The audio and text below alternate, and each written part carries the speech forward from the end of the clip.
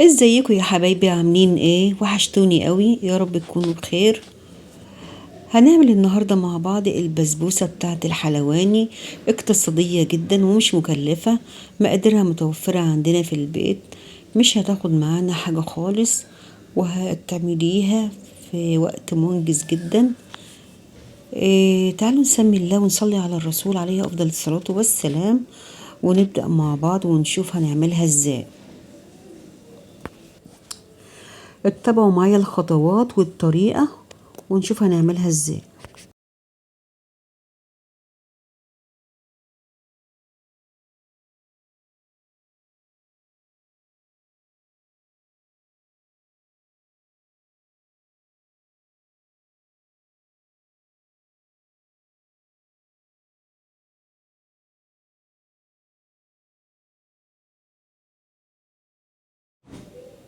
هتعمليها في وقت بسيط جدا لو انت جايلك ضيوف ومستعجلة وعايزة تقدمي حاجة حلوة. هتعمليها مش هتاخد معاكي وقت خالص، ومحدش هيصدق ان انت عاملاها في البيت من كتر حلاوتها. اول حاجة بقى هنبدأ بيها، هنعمل السيرب او الشربات. السيرب عبارة عن كوبايتين ونص مية، عليهم كوباية ونص سكر.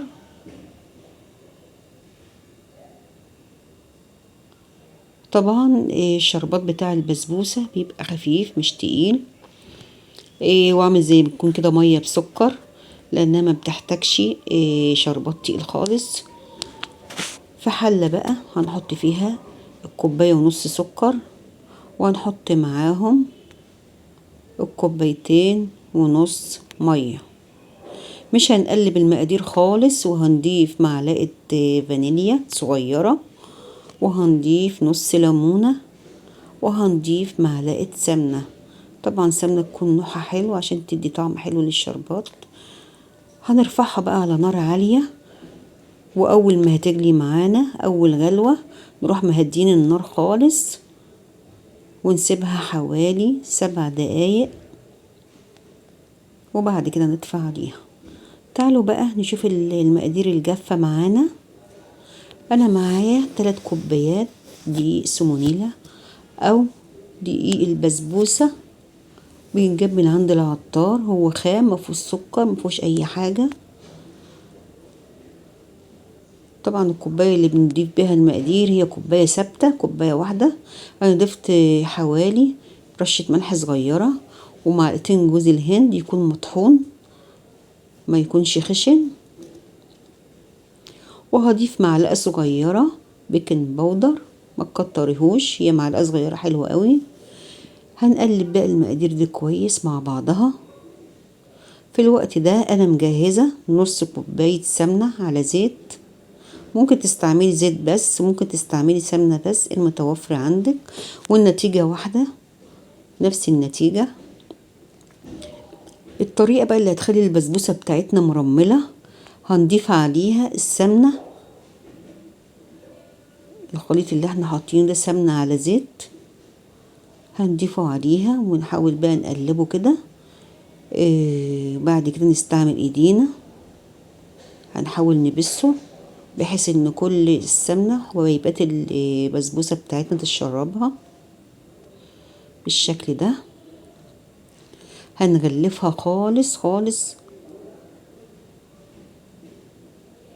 بالشكل ده، هتعملي البسبوسة هتبقى مرملة معاكي.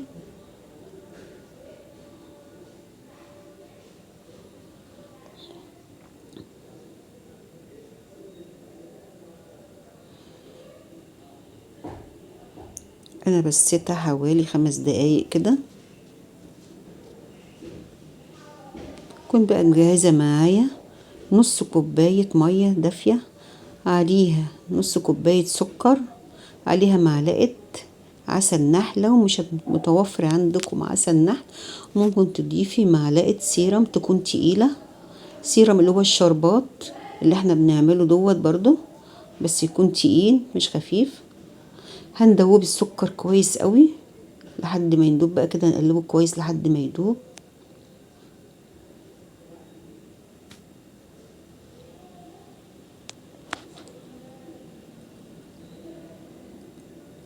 الخطوة دي مهمة جدا، لازم السكر يكون دايب.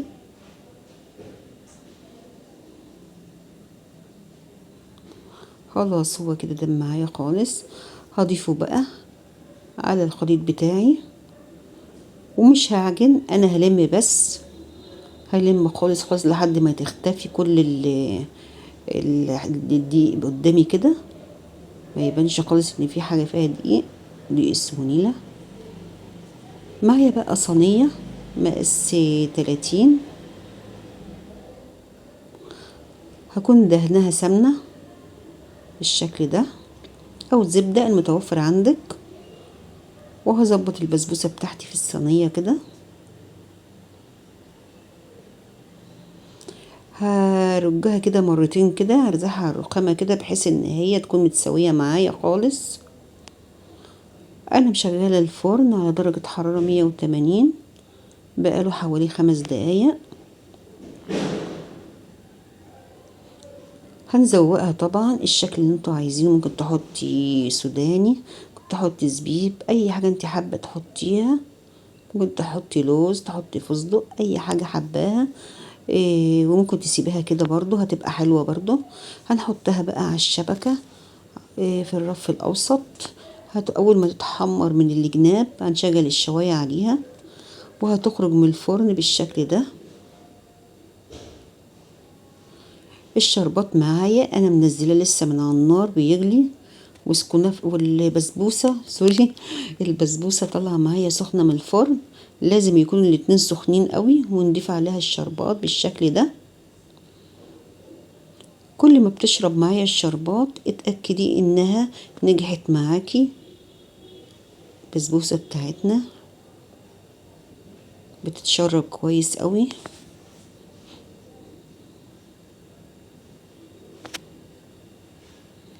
ولونها خطير، وريحتها حلوة قوي قوي، هتعجبكم.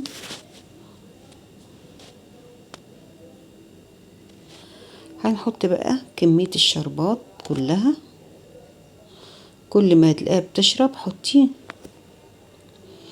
هي الكمية بتاعت الشربات دي كانت مناسبة معايا قوي.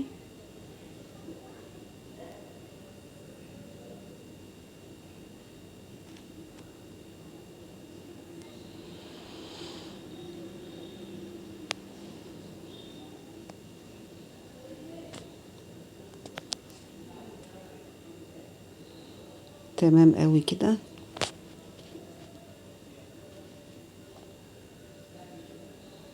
طبعا انا ما حطيتش الشربات كله مرة واحدة، علشان لو هي مش هتشرب الشربات كله او مش هتاخد الشربات ده كله، ما اضطرش ان انا افضي منه تاني.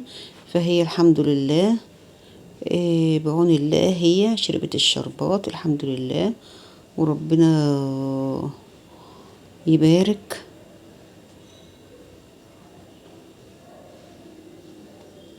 في الحلواني اللي اداني الوصفة ديت، انا بدعيله بصراحة من ساعة ما خدت منه الوصفة وانا بعملها حلوة قوي ومظبوطة. اتبعوا الخطوات وان شاء الله تطلع معاكم مظبوطة من اول مرة. اللهم بارك، جميلة قوي.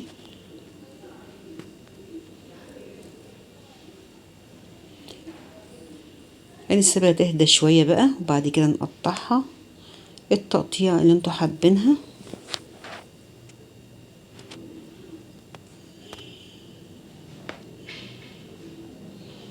انا الصراحة ما استنيتش عليها لما بردت، انا قطعتها على طول.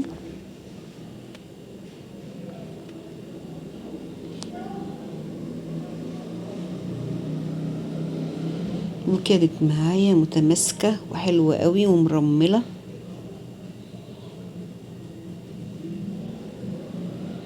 ولو كنت سبتها في التلاجة شوية كانت هتبقى ماسكة عن كده كمان.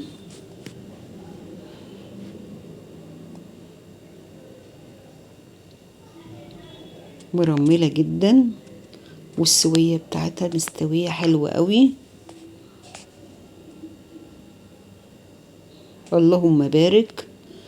وطرية، تقدموها بألف هنا لكل حبايبكم.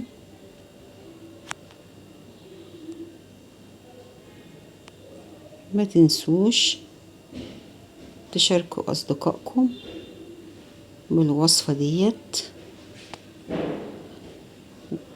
ولو عجبكم الفيديو ياريت تدعموني بلايك واشتراك في القناة، ولو تعليق صغير منكم هيفرق معايا كتير.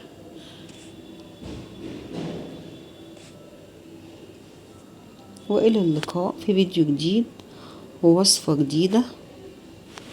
بحبكم في الله.